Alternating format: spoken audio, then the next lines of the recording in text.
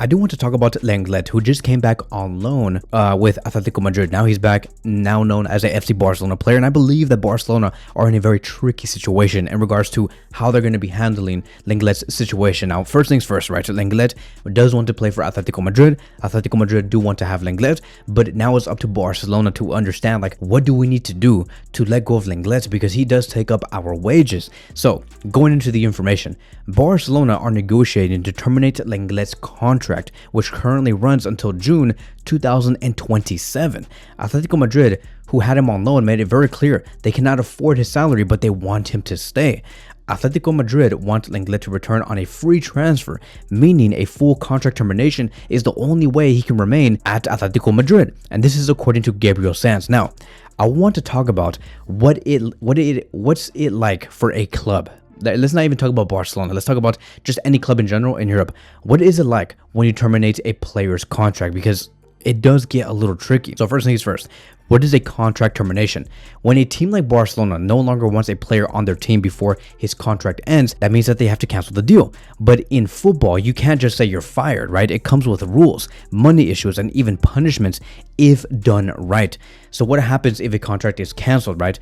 There's only two ways this can happen. Point number one, if you terminate a contract without good reason, right? No just cause is what they like to call it on paper. The club still has to pay the player the money for the rest of their contract, which could exceed like millions to millions of dollars, and you have to pay that up front. The team might even get punished, like being told that they can't sign new players for a while. All right, so if you terminate a contract with no good reason, you have to pay the money up front. Now, point number two, which is route number two.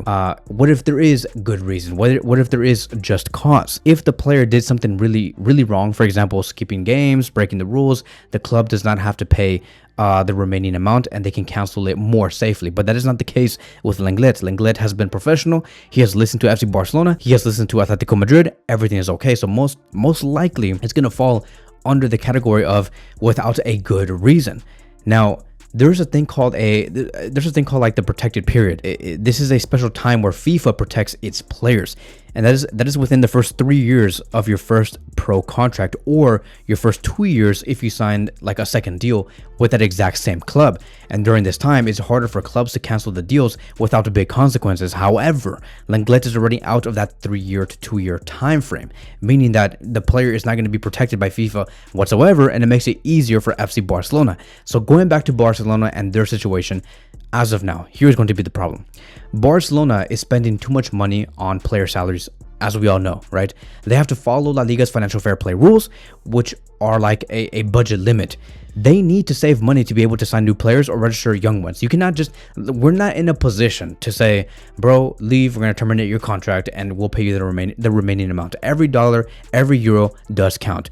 Their solution is going to be this: try to cancel the contracts of players that they don't need anymore. And the only one is Lenglet. Lenglet has a big salary though, and isn't playing much for FC Barcelona, nor is he under the plans of Hansi Flick. Only Atletico Madrid do want the player. But canceling his contract could be very expensive unless both sides do agree to end it. So if Lenglet says, it's fine, no worries, if you guys do not want me, let's terminate it, then that's going to be the ultimate solution. So let's talk about the specific numbers. Lenglet gets paid 6 million euros a year. Okay, 6 million euros a year. In that loan that he had with Atletico Madrid, Atletico paid 4 million euros of that salary, and Barcelona paid 2 million euros of that salary. Barcelona and Atletico Madrid believe that 6 million euros in the end is just too much for a player like Lenglet.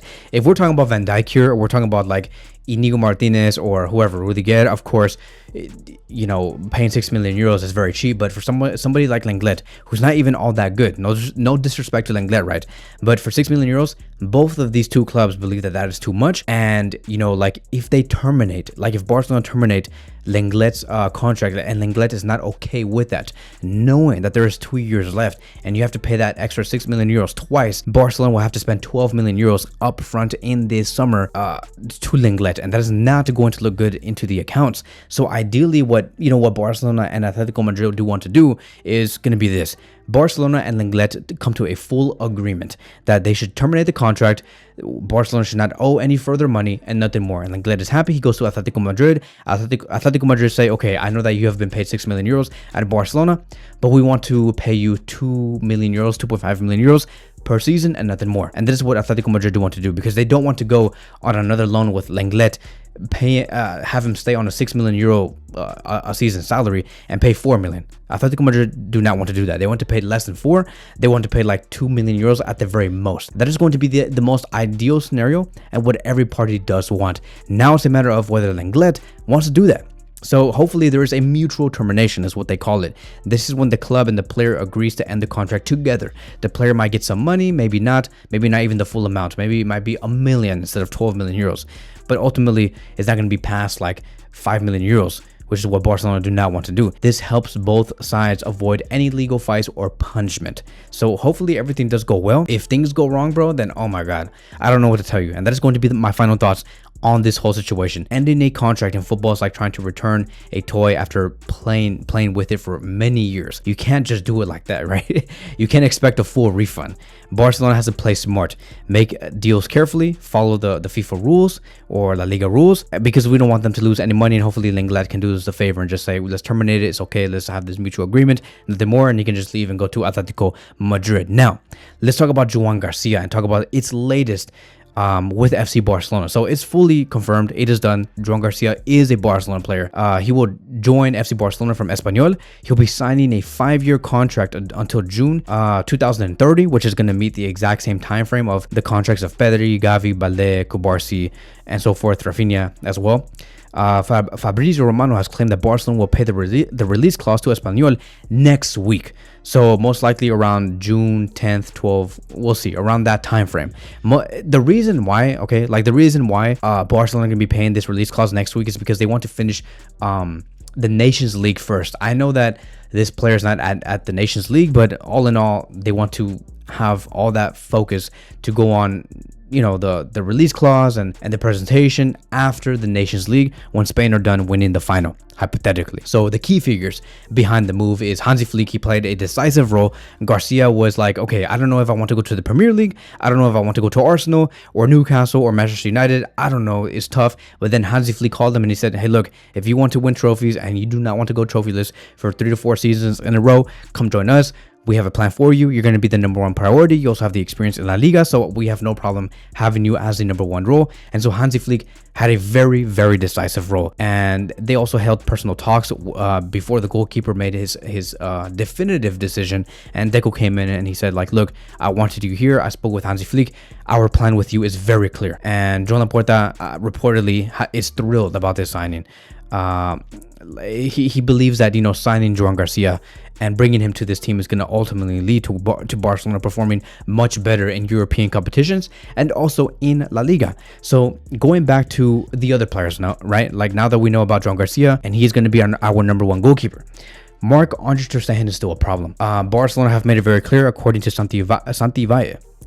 He has claimed that Barcelona will have a necessary conversation with ter Stegen soon to clarify his role and the future direction. So once again, the reason why Barcelona have not talked with ter Stegen, the reason why there's been so many talks about ter Stegen staying at Barcelona, why we have not heard any answers about ter Stegen leaving FC Barcelona, is because of the Nations League. At the time that I'm recording this video, ter Stegen is literally playing for the German national team going up against Portugal. Barcelona is not going to have this conversation with ter Stegen in the middle of this competition.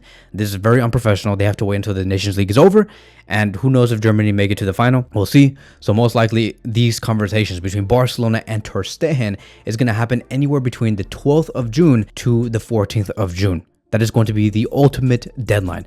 Once they have that conversation, we'll finally have some more clarity on what's going to happen with ter Stegen, whether he's going to go to Saudi Arabia or maybe to a German national team. Maybe he goes back to his previous team in Germany.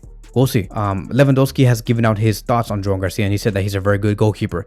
He warns Joan Garcia about the difference in demands between Espanyol and FC Barcelona.